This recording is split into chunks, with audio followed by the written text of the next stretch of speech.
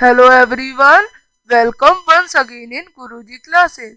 आज हम शिक्षा निर्देशालय राष्ट्रीय राजधानी क्षेत्र दिल्ली का कार्यपत्र 9 करेंगे, जो कि 8वीं के लिए है। इसमें हम पार्ट 2 व्यापार से साम्राज्य तक का आगे का पार्ट पूरा करेंगे। नए शासन की स्थापना। गवर्नर जनरल वॉरेन हेस्टिंग्स ने राज किया था 1773 से लेकर 1785 तक वो गवर्नर जनरल रहे थे। उन बहुत सारे महत्वपूर्ण व्यक्तियों में से एक थे। वो उन बहुत सारे महत्वपूर्ण व्यक्तियों में से एक थे। एक बहुत महत्वपूर्ण अंग्रेज थे जिन्होंने कंपनी की ताकत फैलाने में अहम भूमिका अदा की थी।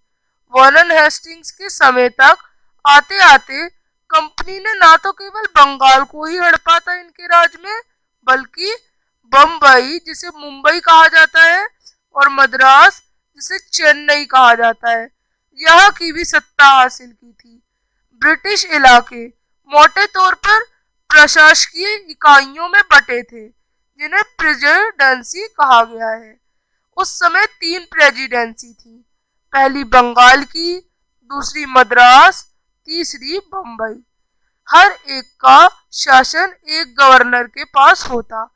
सबसे ऊपर होता था गवर्नर जनरल, यानी वॉरेन हेस्टिंग्स के अंदर में सारे गवर्नर आते थे और गवर्नर जनरल उन सभी का राजा होता था। वॉरेन हेस्टिंग्स ने कई प्रशासकीय सुधार भी किए।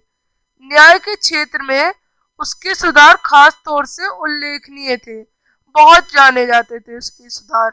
1772 से उन्होंने एक नई न्याय व्यवस्था स्थापित की थी। इस व्यवस्था में प्रावधान किया गया कि हर जिले में 2 अदालत होंगी, पहली फौजदारी अदालत और दूसरी दीवानी अदालत।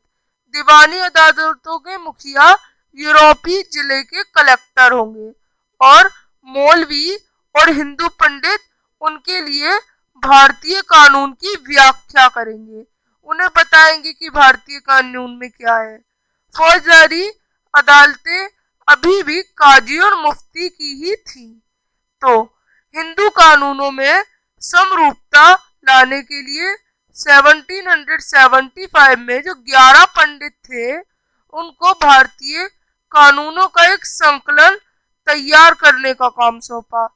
एन.बी. हॉलहेड ने संकलन का अंग्रेजी अनुवाद भी किया। 1778 में जो यूरोपीय न्यायाधीश थे, उन्होंने मुस्लिमों के लिए भी कानून की एक संहिता तैयार करी और 1773 के रेगुलेटिंग एक्ट के तहत एक नए सर्वोच्च न्यायालय को स्थापित किया गया।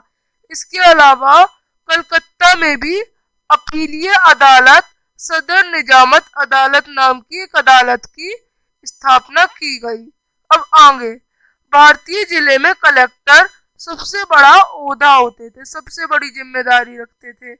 जैसे कि नाम से ही पता चल रहा है, इनका मुख्य काम था लगान लेना और लगान लेकर न्यायाधीशों, पुलिस अधिकारी और वह दरोगियों की हेल्प से, सहायता से कानून व्यवस्था भी बनाए रखना। उसका कार्यालय कलेक्ट्रेट सत्ता और संरक्षण का नया केंद्र बन गया, जिसने पुरानी सत्ता केंद्रों को होशिये पर ढकेल दिया। अब प्रश्नों की बारी। प्रेसिडेंसी का क्या था अर्थ? ब्रिटिशीय ईस्ट इंडिया कंपनी के 3 प्रेसिडेंसी कौन से थे? ब्रिटिश क्षेत्र मोटे तौर पर प्रशासनिक इकाइयों में विभाजित थे, जिन्हें प्रेसिडेंसी कहा जाता है। 3 प्रेसिडेंसी थी, बॉम्बे, बंगाल और चेन्नई। वॉरेन हेस्टिंग्स कौन थे? उन्होंने भारत में ब्रिटिश ईस्ट इंडिया कंपनी की शक्ति की विस्तार में क्या भूमिका निभाई? वॉरेन हेस्टिंग्स पहले गवर्नर जनरल थे जिन्होंने न केवल बंगाल में बल्कि बॉम्बे और मद्रास में भी सत्ता को हासिल किया था।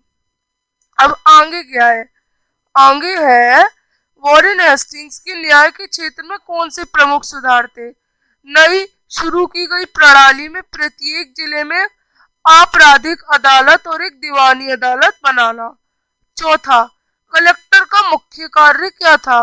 उनका मुख्य कार्य राजस्व और करों को इकट्ठा करना था और लगान इकट्ठा करना, और न्यायाधीशों, पुलिस अधिकारियों और दोरागों की मदद से अपने जिले में कानून व्यवस्था बनाए रखना।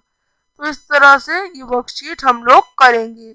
अब हम मिलेंगे अपने नेक्स्ट वर्कशीट में, तब तक के लिए बाय।